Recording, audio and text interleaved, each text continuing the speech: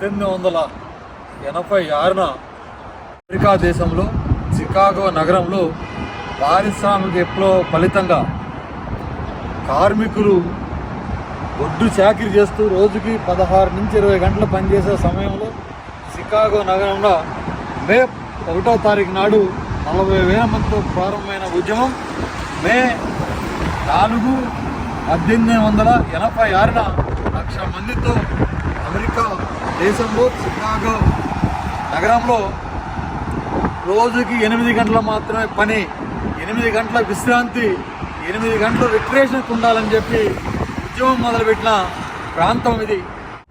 1 నుంచి 3 వరకు జరిగిన ఉద్యమంలో దాదాపు 2 చనిపోతే 4వ తారీఖు 1,00,000 మంది ఉద్యమంలో నాయకత్వం పిలుపు మేరకు స్పందించిన కార్మికులకి ఆనాటి ప్రభుత్వం పోలీసు వైఖరితో దాదాపు 7 లేక 8 మంది చనిపోవడం జరిగింది, 40 మంది గాయపడటం జరిగింది.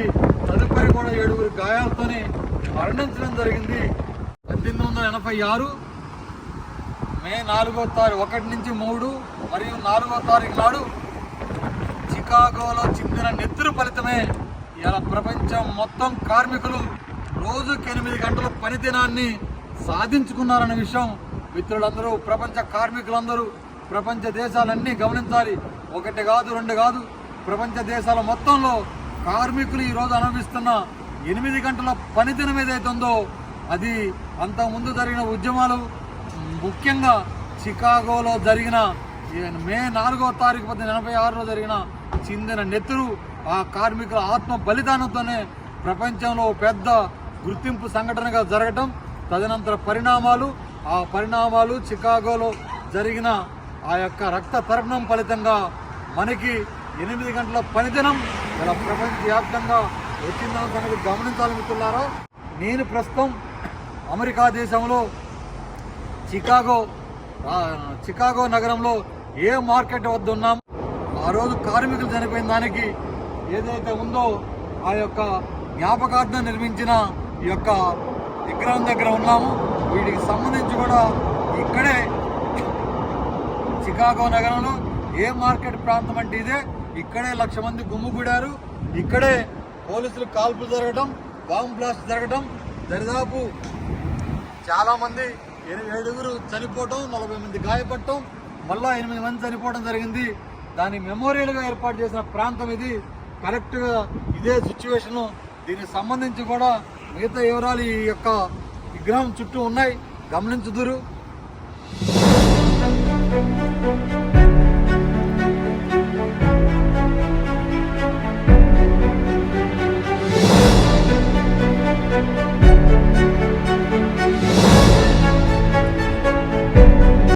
ఆ రోజు వేగనపై ఉండి కార్మిక నాయకులు ప్రసంగించిన ప్రాంతం ఇది, గుర్తుపెట్టుకోండి, చూడండి.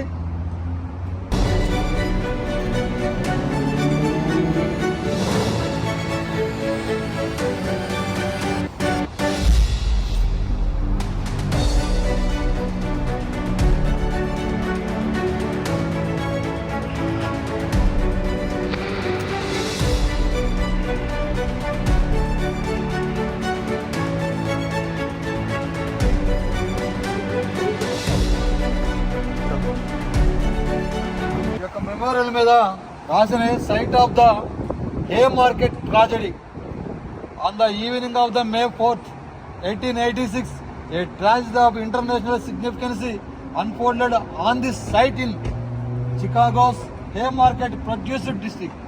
An outdoor meeting had been hastily organized by anarchist activists to protest the violent death of the workers during a labor lockout the previous day in another area of the city. Spectators gathered in the street as speakers addressed political, social and labor issues from stop a wagon that stood at the location of this movement.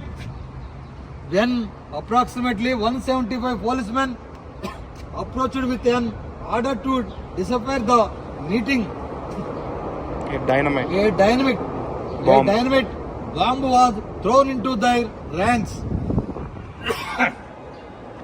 The identity and affiliation of the persons who throw the bomb have never been determined, but this enormous act and many victims from the blast and panic that followed. 7 policemen and at least 4 civilian bystanders lost their lives. But victims of the incident were not limited to those who died as a direct result of the bombing. In the aftermath, the people who organized and spoke at the meeting and others who held unpopular political viewpoints were arrested and unfairly tried, even though none could be tied to the bombing itself. Meeting organized George Engel and Adolf Fischer, along with the speakers August Spices and Albert Parsons, who were put to the death by hanging. Activist Louis Ling died violently in jail prior to his scheduled execution. Meeting speakers Samuel Pedrell and activists Oscar Neebe and Mitchell Schwab were sentenced to prison, but later pardoned in 1893 by Illinois Governor John Peter Edgar, citing the injustice of their trial.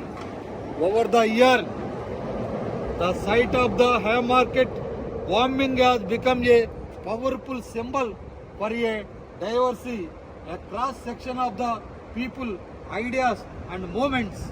Its significance touches on the issues of free speech, the right of the public assembly, organized labor, the fight for the 8-hour work day, law enforcement, justice, anarchy, and the right of the every human being to pursue an equality and prosperous life. For all it is a poignant lessons in the rewards and consequences inherent such human pursuits. ఈ విధంగా రాసిపెట్ట ఉంది మిత్రులారా. 1886 మే 4న Chicago నగరంలో ఏ మార్కెట్లో 8 గంటల పనిదినం కోసం జరిగిన పోరాటంలో అమరులై రక్తం చిందించిన వారి స్మృత్యార్థం, వారి మెమోరియల్గా ఈ యొక్క ఏర్పాటు జరిగింది. ప్రస్తుతం నేను అక్కడే ఉన్నాను. రోజుకి 8 గంటల పని, 8 గంటల విశ్రాంతి, 8 గంటల రిక్రియేషన్ సాధించి పెట్టి ప్రపంచ దేశంలో కార్మికులందరికీ అందించడానికి వేతనమై నిలిచింది. వేతన జీవులకి 8 గంటల వరం ఇచ్చింది. ఈ ప్రాంతం నుంచే చికాగో నగరంలో హే మార్కెట్, అది ఈ ప్రాంతమే మిత్రులారా. ఇక్కడి నుంచే నేను ఆ విషయాన్ని మీకు తెలియజేస్తా ఉన్నాను.